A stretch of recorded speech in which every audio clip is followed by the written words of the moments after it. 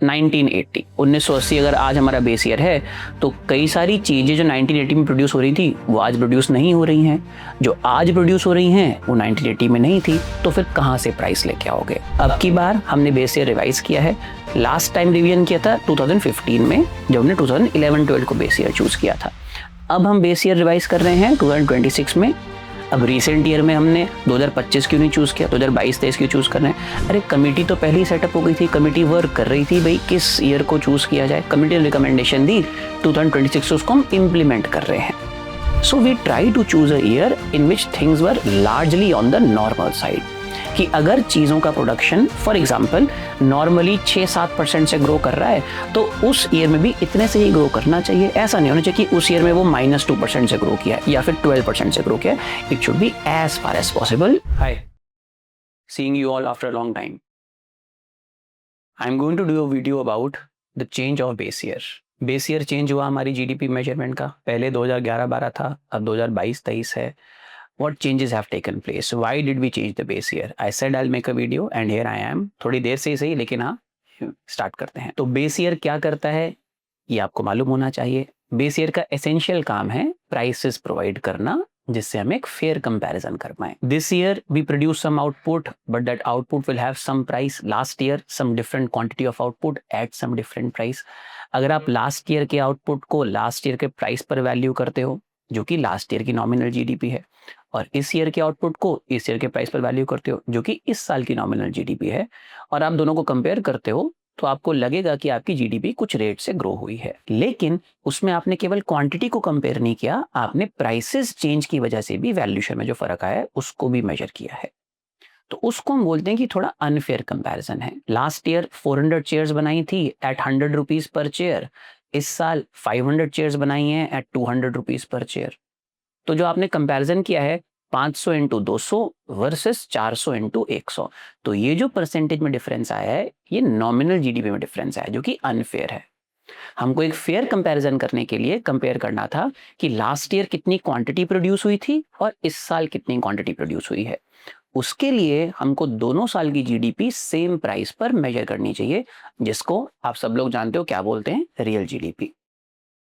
एक लंबे समय के लिए to be able to do a fair comparison for a longer time, उसके लिए हमें क्या करते हैं, एक स्पेशल ईयर चूज कर लेते हैं, बेस ईयर इन पास्ट, और वो बेस ईयर फिर प्राइसेस प्रोवाइड करता है to value subsequent years output. आगे आने वाले सालों का जो आउटपुट है उस बेस ईयर के प्राइस पर मेजर करते हैं, जिससे हम एक फेयर कंपैरिजन लंबी अवधि के लिए कर पाए। तो ये तो थ्योरी है बेस ईयर की, लेकिन समय समय पर बेस ईयर चेंज भी करना चाहिए।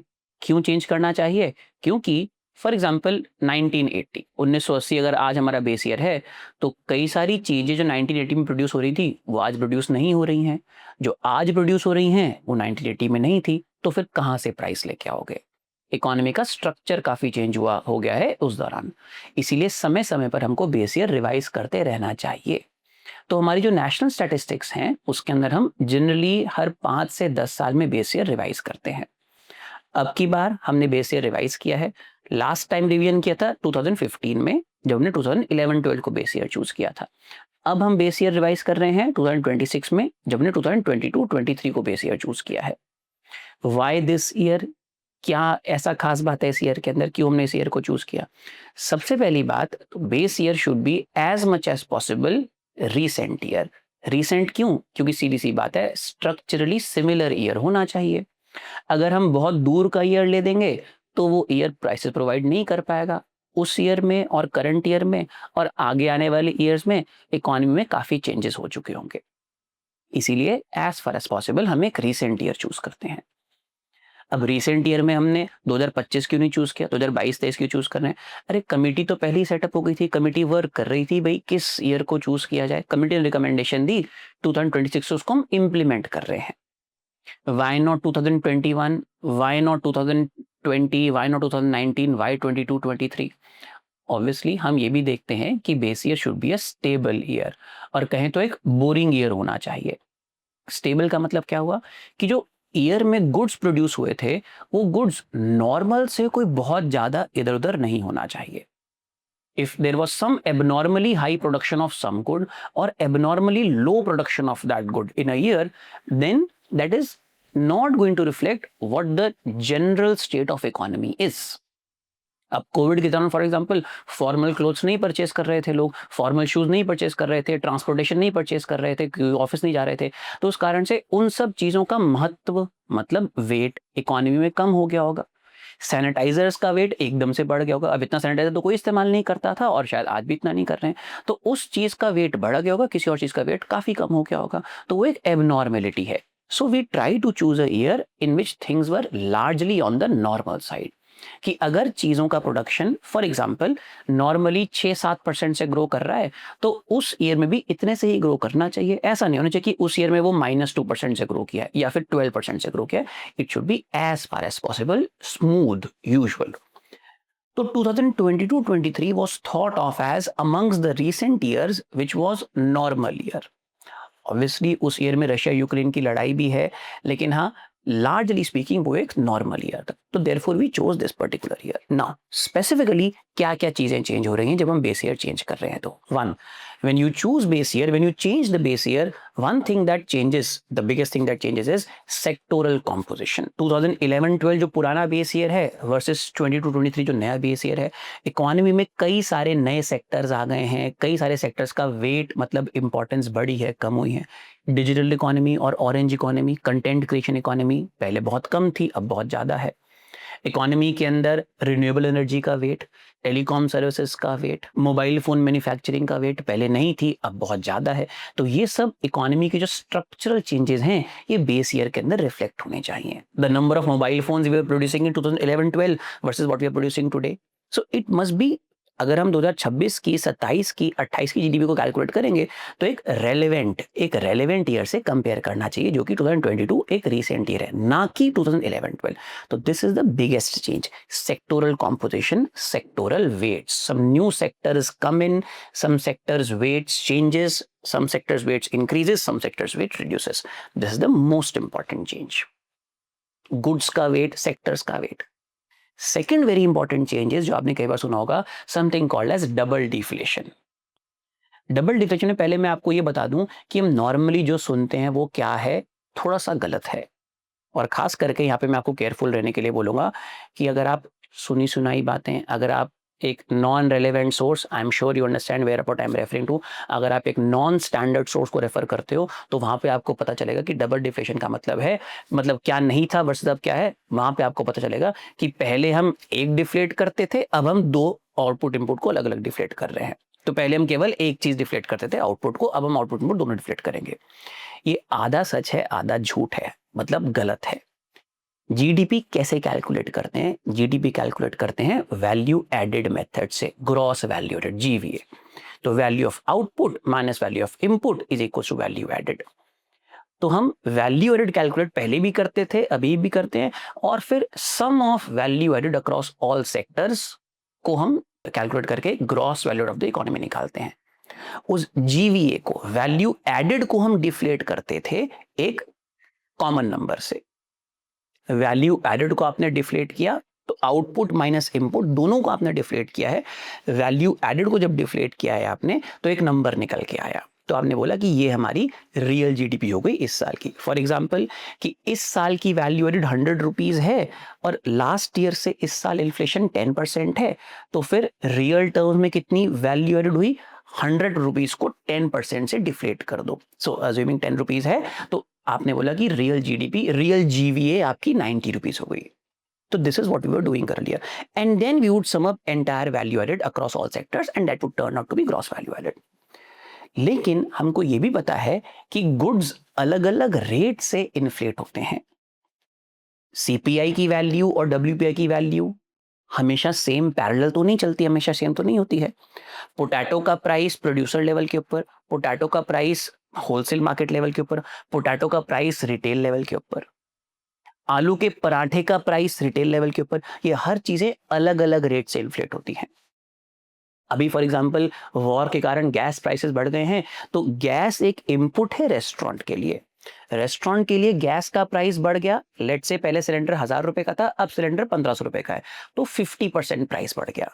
लेकिन रेस्टोरेंट जो खाना बना के सेल कर रहा है उस खाने का price, whatever he is cooking, उसका प्राइस 25% से बढ़ा है for example. The point is output and input will experience inflation at different rates. तो अब हम क्या करते हैं, हम आउटपुट को और इनपुट को अलग अलग इंडिविजुअल रेलेवेंट रेट से डिफ्लेट करते हैं.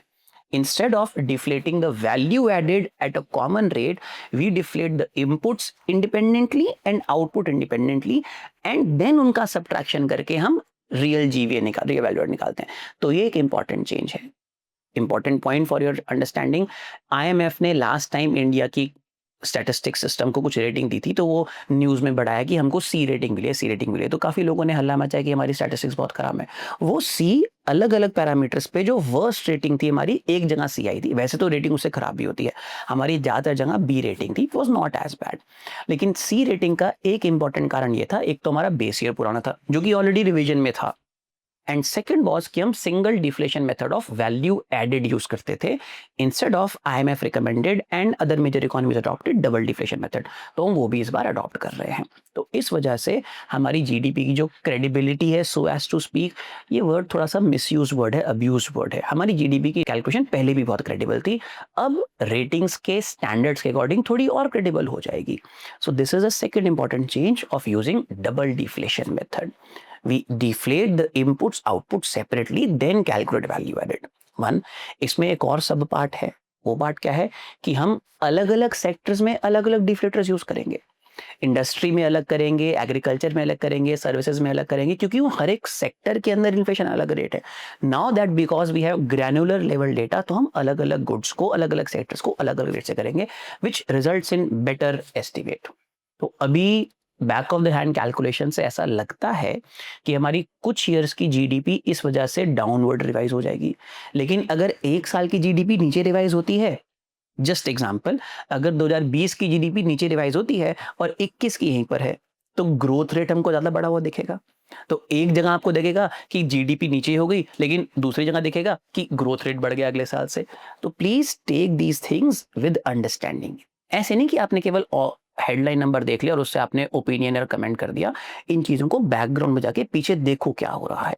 तो ये हमारा सेकेंड बिग चेंज है. थर्ड वेरी इंपॉर्टेंट चेंज क्या हुआ है in GDP base year change is the use of more frequent data. House hold sector का आउटपुट कितना है, इनफॉर्मल का आउटपुट कितना है. पहले हम कैसे कैलकुलेट करते थे, पहले हम कुछ प्रॉक्सीज इस्तेमाल करते थे. जैसे नेशनल सैंपल सर्वे का हमारा ईयूएस था, एम्प्लॉयमेंट अनएम्प्लॉयमेंट सर्वे, या फिर और भी कई सारे सर्वे थे. एचसीएस था, हाउस होल्ड कंजम्पशन एक्सपेंस सर्वे था. तो पहले हम कई सारे सर्वेज लेते थे जो कि फ्रीक्वेंसी उनकी होने की बहुत ज्यादा नहीं थी. तो 5 साल बाद सर्वे हुआ, उस सर्वे से डेटा निकल के उसको एज अ प्रॉक्सी यूज कर लिया हमने. Now that we have much more frequent data, PLFS है, बहुत फ्रीक्वेंट डेटा हमारे पास अवेलेबल है. जीएसटी डेटा है, बहुत फ्रीक्वेंट, हर क्वार्टर डेटा हमारे पास अवेलेबल है. वाहन पोर्टल के ऊपर डेटा है, ई वे बिल सिस्टम है, पीएफएमएस है, public financial management fund management system है, सेंटर और स्टेट का है. अब हमारे पास बहुत फ्रीक्वेंटली अवेलेबल डेटा है. तो अब इस डेटा से क्या होगा कि हम इनफॉर्मल सेक्टर का आउटपुट, हम हाउस होल्ड सेक्टर का आउटपुट, इनका आउटपुट हम बेटर तरीके से एस्टिमेट कर पाएंगे. अब हमको किसी प्रॉक्सी की जरूरत नहीं है कि फॉर्मल जिस रेट से ग्रो किया कि अज्यूम कर ले इनफॉर्मल भी उसी रेट से ग्रो करेगा. Now we have granular data, much more frequent surveys, and therefore again क्योंकि डेटा हम ज्यादा कलेक्ट कर रहे हैं, मोर फ्रीक्वेंटली कलेक्ट कर रहे हैं, अब हम बेटर एस्टिमेट कर पाएंगे. So this is third important change in GDP estimation. एक और चेंज है, fourth change, that concerns something with respect to supply use table, supply and use tables, SUT, supply and use table. ये क्या होता है SUT, क्या होता है supply and use table? बड़ी आसान सी चीज है. जीडीपी को मेजर करने के 3 तरीके आपको पता है, इनकम अप्रोच, एक्सपेंडिचर अप्रोच और प्रोडक्शन अप्रोच. तो एक्सपेंडिचर अप्रोच पे हम क्या मेजर करते हैं, GDP is equals to C plus G plus I plus X minus M, aggregate demand. तो consumption expenditure, government expenditure, investment expenditure, export minus import, ये तो होता है हमारा जीडीपी का एस्टिमेट फ्रॉम एक्सपेंडिचर साइड. और प्रोडक्शन से कैसे करते हैं हम, जीवीए मेथड से, कि sum of value added by all sectors in the economy by all firms in the economy, that becomes GVA from production side. तो हमने 2015 में जब मेथड चेंज किया तो हमने बोला कि हमारा प्राइमरी मेथड वैल्यू एडेड है, लेकिन दूसरा मेथड इनकम एक्सपेंडिचर भी है. अब आइडियली दोनों मेथड से हम जब अराइव करेंगे जीडीपी की वैल्यू तो सेम आनी चाहिए, बट नेचुरल सी बात है क्योंकि डेटा सोर्स अलग अलग है, फ्रीक्वेंसी ऑफ रिपोर्टिंग अलग अलग है, इस वजह से नंबर सेम नहीं आता है. नंबर सेम नहीं आता है तो हम क्या करते हैं, एक बैलेंसिंग टर्म डालते हैं जिसको बोलते हैं डिस्क्रिपेंसी. फॉर एग्जाम्पल, अगर प्रोडक्शन मेथड से जीडीपी की वैल्यू निकल के आती है 100 करोड़ रुपए और एक्सपेंडिचर से निकल के आती है 98 करोड़ रुपीस, तो हम उसमें 98 में 2 करोड़ की डिस्क्रिपेंसी ऐड कर देते हैं और बोलते हैं देखो दोनों इक्वल हो गई हैं। अब वो डिस्क्रिपेंसी ऐड करी है। अब अगर ज्यादा बड़ी डिस्क्रिपेंसी होगी इसका मतलब दोनों मेथड्स बहुत डिफरेंट आउटपुट रिजल्ट प्रोड्यूस कर रहे हैं, वो गलत हो जाएगा। अब डिस्क्रिपेंसी को कम करने के लिए हमने क्या किया, हम यूज करेंगे SUT, सप्लाई यूज टेबल। इनका यूज हम पहले भी करते थे लेकिन हाँ अब ये ज्यादा अपडेटेड हैं, ज्यादा फ्रीक्वेंटली रिपोर्टेड हैं। इससे क्या होगा कि हम सप्लाई एंड यूज, सप्लाई का मतलब क्या हो गया, कोई भी प्रोडक्ट है इसको समझो कि एक पूरी इकोनॉमी का एक मास्टर मैट्रिक्स है। सप्लाई में लिखा हुआ है कि ये कोई प्रोडक्ट है, चाहे फाइनल चाहे इंटरमीडिएट गुड है, ये प्रोडक्ट कहां कहां से आया है, डोमेस्टिक फर्म ने कितना प्रोड्यूस किया, इंपोर्ट हमने कितना किया, तो सप्लाई इस गुड की कहां से आ रही है। वर्सेस साथ में उसका यूज लिखा है कि ये गुड कहां कहां यूज होता है, कि स्टील है कितना हाउस होल्ड में यूज होता है, कितना गाड़ी बनाने में होता है, कितना किसी और चीज में होता है, कितना किसी और चीज में होता है, हमने उसका यूज लिख दिया। तो वहां से हमको क्या पता चल गया कि ये गुड कितना इंटरमीडिएट तरीके से इस्तेमाल हो रहा है, उसका यूज कहां कहां पे आ रहा है। तो उससे हम क्या करते हैं, we can map each good specifically. जब मैप कर पाएंगे तब हमारी क्या होती है, गुड की क्लासिफिकेशन ठीक हो जाती है, उसकी यूज की क्लासिफिकेशन ठीक हो जाती है, एज एन ठीक का मतलब बेटर हो जाती है पहले से। एंड देयरफॉर जो हमारा एस्टिमेट निकल के आता है ना from expenditure approach, it is not very different from our production method approach. So chances are discrepancies will reduce. तो ये हमारे 4 इंपॉर्टेंट चेंजेस हैं between old GDP and new GDP. Let me summarise it quickly for you.